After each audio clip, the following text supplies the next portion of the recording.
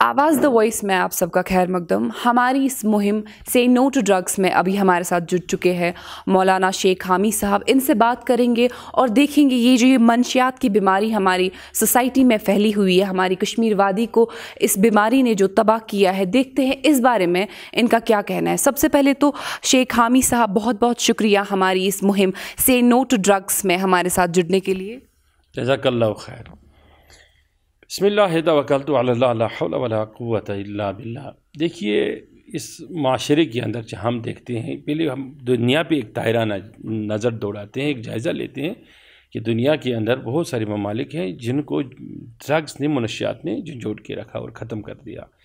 कहीं ममालिक के अंदर इसके ऊपर सख्त कानून है और बहुत ही ज़्यादा सख्त कानून है, और मैं ये समझता हूँ कि उन सख्त कवानीन की वजह से उन मुल्कों के अंदर ड्रग्स का खात्मा भी है और ये पनप नहीं रहा है, फल फूल नहीं रहा है।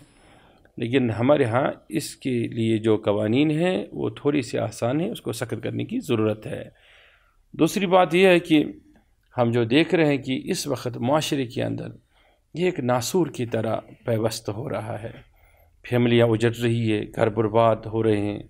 अच्छे अच्छे घरानों के चश्मो चराग, जो पढ़े लिखे बच्चे हैं, कहीं वालिदैन हमसे मिलते हैं, वो कहते हैं कि हमारे 2 बच्चे थे, दोनों ड्रग्स की वजह से, ज़्यादा ड्रग्स खाने से फौत हो गई, रात को सोए सुबह उठे नहीं।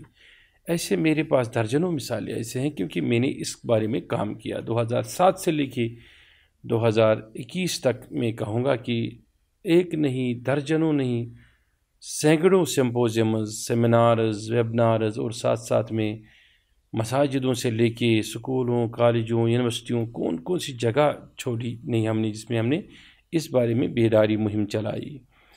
इसमें सबसे बड़ा जो कारगर हथियार है आपका, वो ये है कि आप लोगों को जागरूक, बेदार कर सकते हैं। जितना बेदार करोगे उतना ही लोग इससे जान जाएंगे और अपने बच्चों को इससे डराएंगे और बताएंगे कि इसके असरात कितने मुज़िर हो सकते हैं और तकलीफ़ देह हो सकते हैं। मैं समझता हूँ कि इसमें कोई ख़ास कोई इदारा उतना कोई रोल अदा नहीं कर सकता है। जैसे मीडिया एक इदारा है, मीडिया हाउस एक इदारा होता ही है।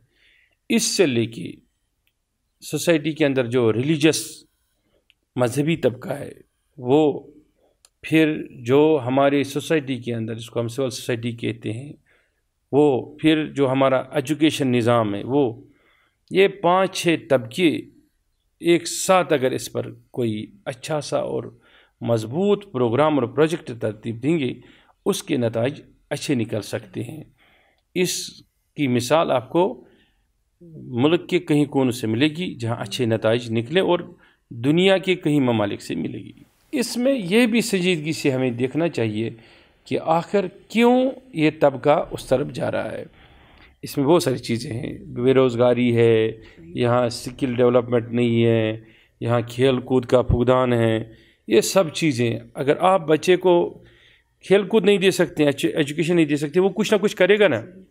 सीधी सी बात है, उसको एंगेज रखने के लिए आपके पास क्या प्रोग्राम है। खाली सतन आप मस्जिद में ही उसको एंगेज नहीं रख सकते हैं, ज़ियारत में ही नहीं रख सकते हैं, स्कूल में ही एंगेज नहीं रख सकते हैं।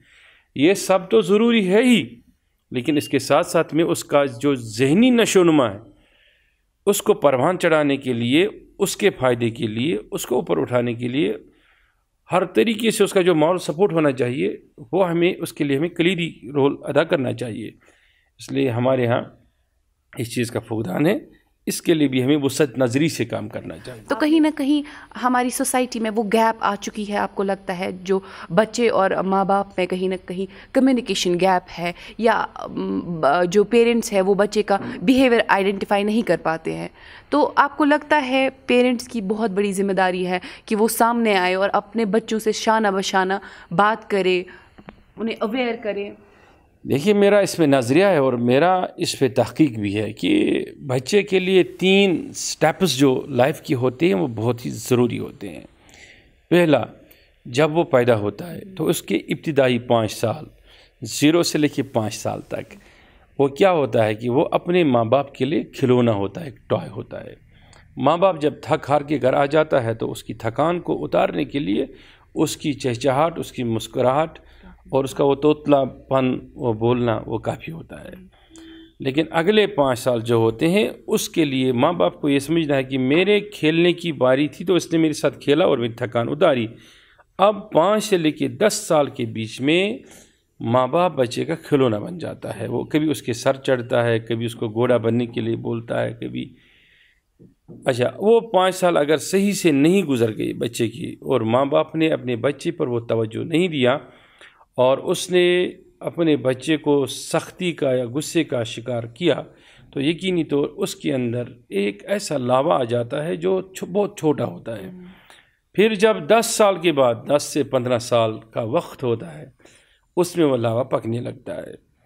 اگر اس وقت والدین کی یہ ذمہ داری جو بنتی ہے جس کی طرف میں اشارہ کرنا چاہوں گا وہ یہ ہے کہ ایک والد کے لیے ایک والدہ کے لیے ضروری ہے اس وقت اپنے بچوں کا دوست بنے، اتنا قریبی دوست بنے کہ ان کے لیے وقت دیں، وہ سوالات کرے اس کے جوابات دے، وہ جتنا بولیں ان کے کو بولنے دیں، ان کو سننے کی طاقت رکھے اپنے اندر، وہ اپنا مزاج بنائے.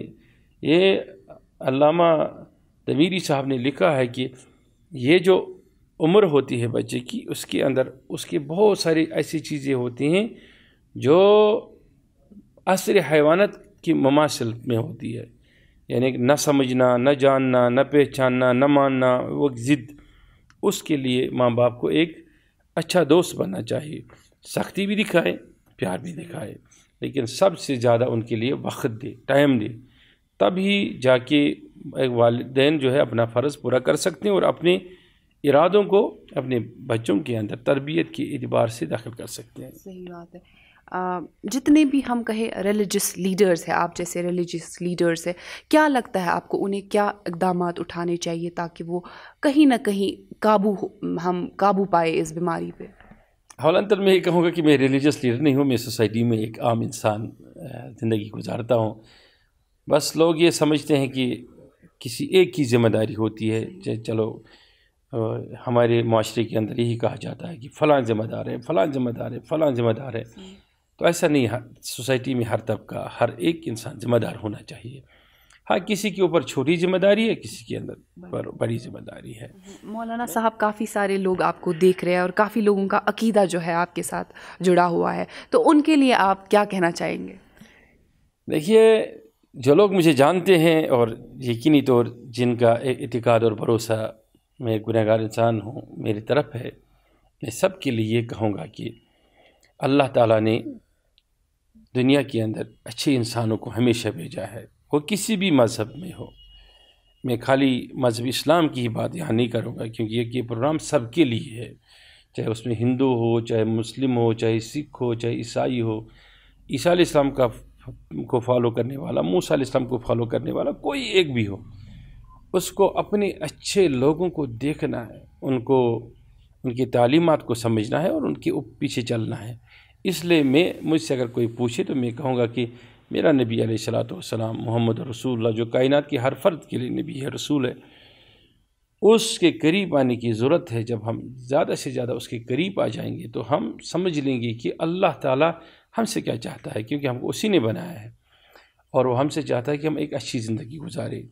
تو اچھی زندگی گزارنے کے لیے ہمیں اللہ کا پیغام سمجھنا چاہیے، چاہے وہ کسی مذہب کے ذریعے سے بھی ہو.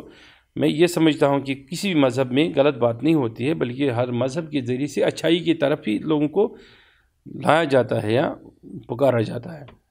تو اس میں سے میں یہ مانوں گا کہ نبی علیہ الصلوۃ والسلام کی ذات اطہر جو ہے، اولیاء کاملین جو ہماری صوفیان باصفہ ہے، جیسے آپ کہیں بھی جائیں گے یہ نہیں کہ ہاں پیس ہے قلب کا. ڈرگ ایڈکشن سینٹر میں ہم کوئی دوائی دے سکتے ہیں، ایک بہترین کاؤنسلنگ کر سکتے ہیں. اس جوان کو، اس بچے کو یا اس بزرگ کو جو ڈرگس میں مبتلا ہے لیکن وہ دل کا پیس نہیں پا سکتا ہے. دل کا پیس کہاں پا سکتا ہے؟ اللہ بذکر اللہ تطمئن القلوب، وہ اللہ کے ذکر سے یا کسی روحانی سینٹر میں جا کے. میں نے پہلے بھی سرکار سے یہ کہا تھا اس بارے میں کہ اس کا یہ حل ہے کہ آپ کلچرل سینٹرز کو بنائیے. جتنے آپ بنائیں گے ان میں اتنی یہ اسٹڈی بھی ہوگی اور ساتھ ساتھ میں لوگوں کو ذکر کے اثر سے ان کے دلوں کو جھنجھوڑا جائے گا اور یقینی طور جو اس طرف قائل مائل تھے وہ اس طرف آ جائیں گے۔ بہت بہت شکریہ مولانا حامی صاحب ہمیں اپنا قیمتی وقت دینے کے لیے اور ہماری اس مہم میں ہمارے ساتھ جڑنے کے لیے۔ جزاک اللہ خیر، آپ کو اللہ تعالیٰ کامیابی دے۔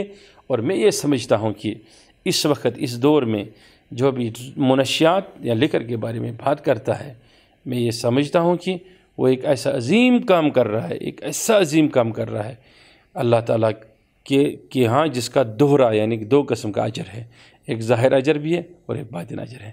ہم یہ ڈیوٹی کر رہے ہیں، جب تک سانسیں ہم اس پر بولتے رہیں گے، کیونکہ ہم نے اس چیز کے نقصانات کو بڑی کہ باریک بینی سے اور بڑے جائزے سے دیکھا ہے۔ اچھے معاشرے کے لیے ہم نے ڈرگس کو، منشیات کو مٹانا ہی پڑے گا۔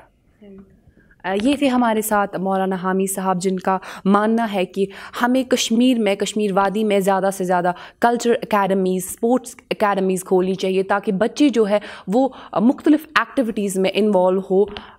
بہت بہت شکریہ۔